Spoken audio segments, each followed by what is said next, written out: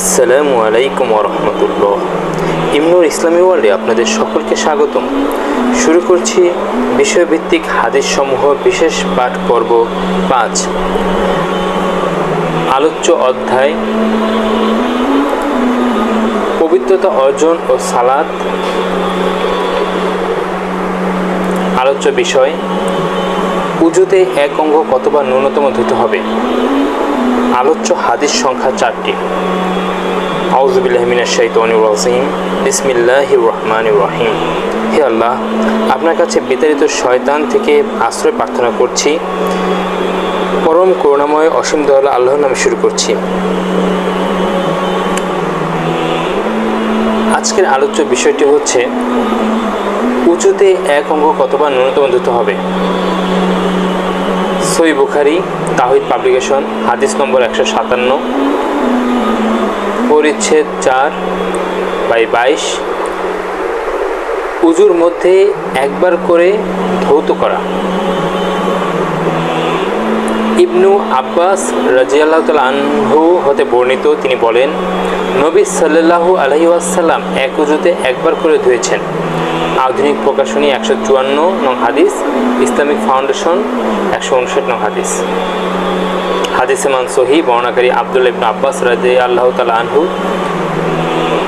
সহিহ বুখারী তাওহীদ publication হাদিস নং 158, সহিহ বুখারী পরিচ্ছেদ 23। উজুতে দুবার করে ধোয়া।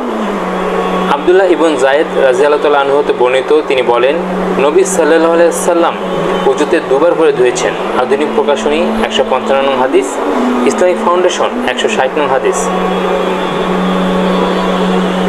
হাদিসে মান সহিহ, বর্ণনাকারী আব্দুল্লাহ ইবন যায়েদ রাদিয়াল্লাহু তাআলা আনহু। 159 নং হাদিস, সহিহ বুখারী তাওহীদ পাবলিকেশন পরিচ্ছেদ 24, পরিচ্ছেদ 4, 24 নম্বর। উজুতে 3 বার করে ধোয়া। হুমরান রহমতুল্লাহ আলাইহি হতে বর্ণিত, তিনি উসমান ইবনু আফফান রাদিয়াল্লাহু তাআলা আনহুকে দেখেছেন যে তিনি পানির পাত্র আনিয়ে উভয় হাতে তালুতে 3 বার ঢেলে তা ধুয়ে নিলেন। অতঃপর ডান হাতে পাত্রের মধ্যে ঢুকালেন, তারপর কুলি করলেন ও নাকে পানি দিয়ে নাক পরিষ্কার করলেন। তারপর তার মুখমণ্ডল 3 বার ধুয়ে এবং 2 হাত কনুই পর্যন্ত 3 বার ধুলেন। অথবা মাথা মাসে করলেন, অথবা 2 পা টাকনু পর্যন্ত 3 বার ধুলেন। পরে বললেন, আল্লাহর রাসূল সাল্লাল্লাহু আলাইহি ওয়াসাল্লাম বলেছেন, যে ব্যক্তি আমার মতো এরকম উজু করবে, অতঃপর 2 রাকাত সালাত আদায় করবে, যাতে দুনিয়ার কোনো খেয়াল করবে না, তার পূর্বের গুনাহ ক্ষমা করে দেওয়া হবে।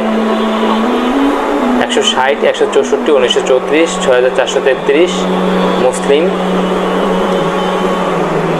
হাদিস 226, আহমদ 493, 513 নং হাদিস। আধুনিক প্রকাশনী 156 নং হাদিস, ইসলামিক ফাউন্ডেশন 161 নং হাদিস।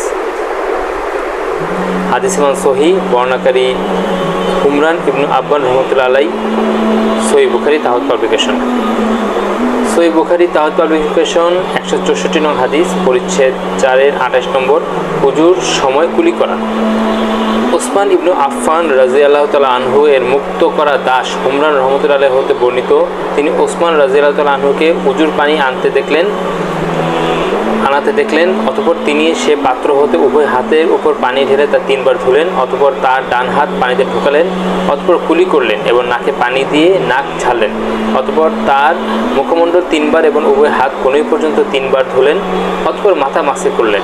অতঃপর উভয় পা 3 বার ধোয়ার পর বললেন, আমি নবী সাল্লাল্লাহু আলাইহি সাল্লামকে আমার এই উজুর ন্যায় উজু করতে দেখেছি এবং আল্লাহর রাসূল সাল্লাল্লাহু আলাইহি সাল্লাম বলেছেন, যে ব্যক্তি আমার এই উজুর ন্যায় উজু করে 2 রাকাত সালাত আদায় করবে এবং তার মধ্যে অন্য কোনো চিন্তা মনে আনবে না, আল্লাহ তাআলা তার পূর্বকৃত সকল গুনাহ ক্ষমা করে দেবেন।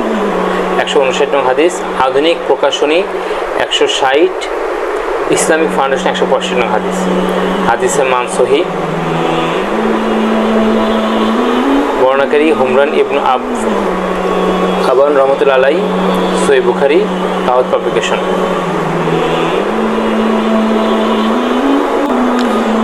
আলহামদুলিল্লাহ, আজ আমরা আলোচ্য বিষয়তে জানতে পারলাম উজু করার নিয়ম এবং উজুতে কতবার অঙ্গ ধৌত করতে হবে সেই বিষয়ে। আল্লাহ তাআলা উক্ত হাদিস থেকে আমাদেরকে বোঝার ও শিখার এবং সে অনুযায়ী আমল করার তৌফিক দান করুন। আমাদের আমলগুলো কবুল করুন, দিনের পথে চলার তৌফিক দান করুন, আমিন। ইমনুল ইসলামী ওয়ার্ল্ড চ্যানেলটিকে লাইক, কমেন্ট, শেয়ার ও সাবস্ক্রাইব করে দিনী কাজে পাশে থাকবেন ইনশাআল্লাহ। পূর্ববর্তী ভিডিও দেখতে ভিজিট করুন ইমনুল ইসলামী ওয়ার্ল্ড এবং পরবর্তী ভিডিও নোটিফিকেশন পেতে বেল আইকনটি প্রেস করে রাখুন। সকলে ভালো থাকবেন, সুস্থ থাকবেন, এই দোয়া করে আজ এখানেই শেষ করছি। আসসালামু আলাইকুম ওয়া রাহমাতুল্লাহি ওয়া বারাকাতুহু।